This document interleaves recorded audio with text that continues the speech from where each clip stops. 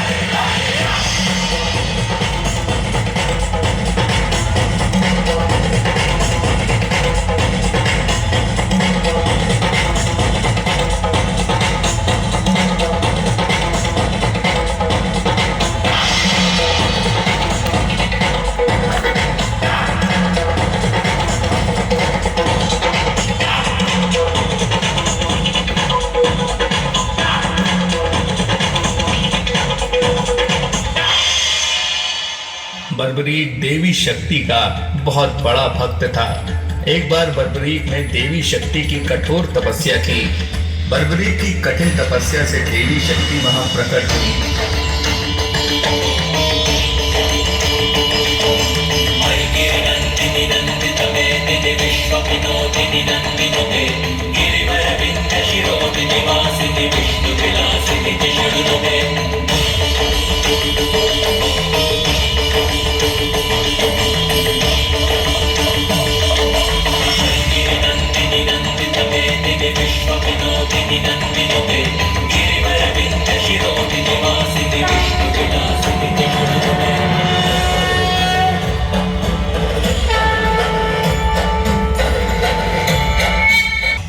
पुत्र, मैं तुम्हारी तपस्या से अति प्रसन्न हूँ। बोलो, क्या वरदान चाहिए?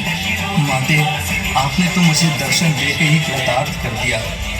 अब तो बस एक ही अभिलाषा है, आप अपना आशीर्वाद मुझ पर सदैव बनाए रखिए, जिससे मैं अपना संपूर्ण जीवन दीन दुखियों की सहायता करने में व्यतीत कर सकूं। माँ, तथास्तु। तुम सदा दुर्बलों का सहारा बनोगे। मैं तुम्हें ऐसी शक्ति प्रदान करूंगी जो तीनों लोकों में किसी के पास नहीं है। पर याद रहे, तुम्हें इन शक्तियों का दुरुपयोग नहीं करना है।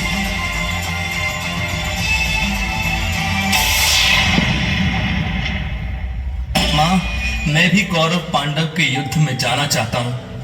मेरे युद्ध में जाने की बहुत इच्छा है माँ। पुत्र बारबरीक, मैं जानती हूँ तुम एक महान योद्धा हो, इसीलिए मैं तुम्हें रोकूंगी नहीं। पर मुझे वचन दो कि तुम्हारे का सहारा बनोगे।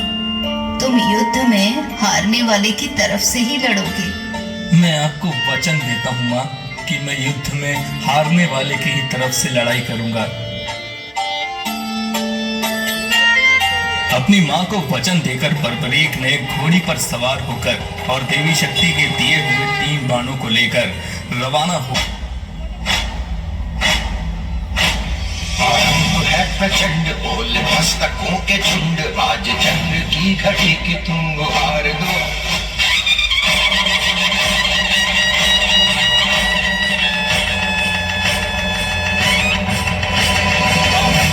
प्रचंड बोल मस्तकों के झुंड, आज चंद्र की घड़ी की तुम गुहार दो। आन बान शान या की जान का वो दान, आज एक धनुष के बाण पे उतार दो। श्री कृष्ण ने ब्राह्मण का वेश धारण कर बर्बरीक को रोका। बर्बरीक को रोकने का अब एक ही उपाय है, मुझे बर्बरीक से उसके शीश का दान मांगना होगा। श्री महावीर योद्धा, तुम कौन हो? ये कुरुक्षेत्र की रणभूमि है। तुम कौरवों और पांडवों के युद्ध में क्या कर रहे हो? हे ब्राह्मण देव, मैं घटोत्कच का पुत्र बर्बरीक हूँ, मेरा प्रणाम स्वीकार कीजिए। मैं महाभारत के युद्ध में सम्मिलित होने आया हूँ। ऐसा कैसे हो सकता है पुत्र कि तुम मात्र 3 बाण से युद्ध में सम्मिलित होने जा रहे हो? ब्राह्मण देव, ये बाण कोई साधारण बाण नहीं है। इनमें से मात्र एक बाण भी शत्रु सेना को परास्त करने के लिए पर्याप्त है, और ऐसा करने के बाद बाण वापस तरकश में ही लौट आएगा। अच्छा, तो फिर इस पीपल के पेड़ के सभी पत्तों को छेद कर दिखाओ जरा। बस इतनी सी बात। ब्राह्मण बाण ने अपने लक्ष्य से तुरंत छूटते ही सारे पत्तों को भेद डाला और वापस आकर ब्राह्मण रूपी श्री कृष्ण के पैरों के आसपास चक्कर काटने लगा, क्योंकि उन्होंने भी एक पत्ता अपने पैर के नीचे छुपाया था। ब्राह्मण राज, अपना पैर यहाँ से हटा लीजिए, वरना ये आपके पैर को भी भेद देगा। ये तीर अपने लक्ष्य को पूरा किए बिना तरकश में नहीं लौटते हैं। बर्बरीक के तीर अचूक हैं, लेकिन अपने निशाने के बारे में खुद बर्बरीक को भी पता नहीं रहता है। असली रणभूमि में अगर मैं सभी पांडव भाइयों को अलग अलग कहीं छिपा भी दूं, ताकि वो बर्बरीक का शिकार होने से बच जाए, तब भी बर्बरीक के तीर किसी को नहीं छोड़ेंगे। इन अचूक तीरों से कोई भी नहीं बच सकता है। हे वीर योद्धा, मैं तुम्हारे साहस की सराहना करता हूँ। मैं तुमसे दान स्वरूप कुछ मांगना चाहता हूँ। ब्राह्मण राज, अगर मेरे वश में होगा तो मैं आपकी इच्छा स्वरूप दान की अभिलाषा जरूर पूर्ण करूंगा। मैं वचन देता हूँ ब्राह्मण राज, आप मुझसे दान में जो भी मांगेंगे मैं आपको मना नहीं करूंगा। मुझे तुम्हारा शीश दान चाहिए पुत्र, क्या तुम ऐसा कर सकते हो? आप कौन हैं? मुझे अपना परिचय दीजिए। आप मुझे ब्राह्मण नहीं दिखाई देते, कृपया करके मुझे अपने वास्तविक रूप से अवगत कीजिए। वासुदेव कृष्ण, आप स्वयं मेरे शीश दान की अभिलाषा हेतु आए हैं। बर्बरीक, युद्ध भूमि की पूजा के लिए एक वीर वर्ग क्षत्रिय के शीश दान की आवश्यकता होती है, और तुम महावीर महायोद्धा हो, अतएव मैं तुमसे शीश दान मांगता हूँ। हे वासुदेव कृष्ण, मैं आपको अपना शीश अवश्य दूंगा, पर मेरी 2 इच्छाएं हैं। पहला ये कि मेरी देह को आप स्वयं अग्नि देंगे, और दूसरी इच्छा ये है कि मैं अंत तक इस युद्ध को देखना चाहता हूँ। ऐसा ही होगा वीर शीश दानी बर्बरीक। कलयुग में लोग तुम्हें हारे हुए का सहारा बोलेंगे, तुम्हें श्याम नाम से पुकारेंगे। मेरे नाम से ही तुम्हारी कलयुग में पूजा की जाएगी। कलयुग में खाटू श्याम नाम से तुम्हारी पूजा होगी।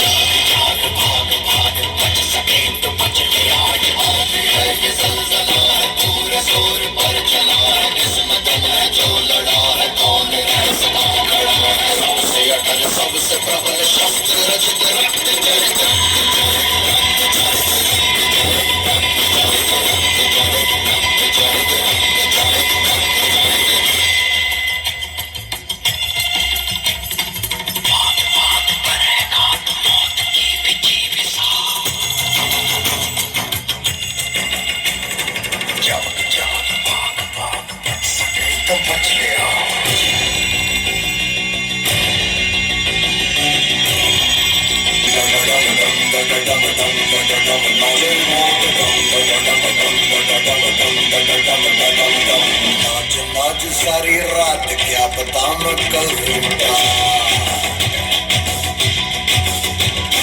पीट पीट से नाच, उंगलियों पे नाच नाच, रात सारी मौत का हूँ मैं मदारी, बाज डमरू सी कटारी, डम डम डम डम डम डम नाच मौत का।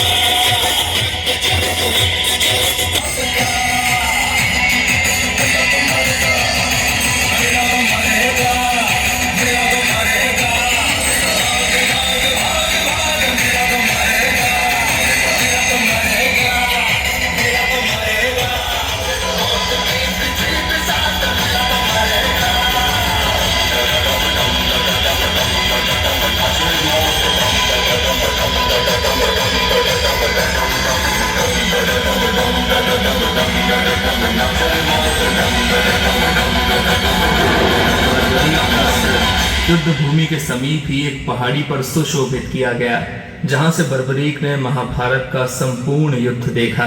युद्ध की समाप्ति पर पांडवों में आपसी बहस होने लगी कि युद्ध में विजय का श्रेय किसको जाता है। इस पर श्री कृष्ण बोले, तुम सबको आपस में विवाद में पड़ने की कोई आवश्यकता नहीं है। बर्बरीक का शीश संपूर्ण युद्ध का साक्षी है, अतः उससे बेहतर निर्णायक भला कौन हो सकता है। ठीक है वासुदेव, फिर हम इस निर्णय को जानने के लिए बर्बरीक के पास ही चलते हैं। पौत्र बर्बरीक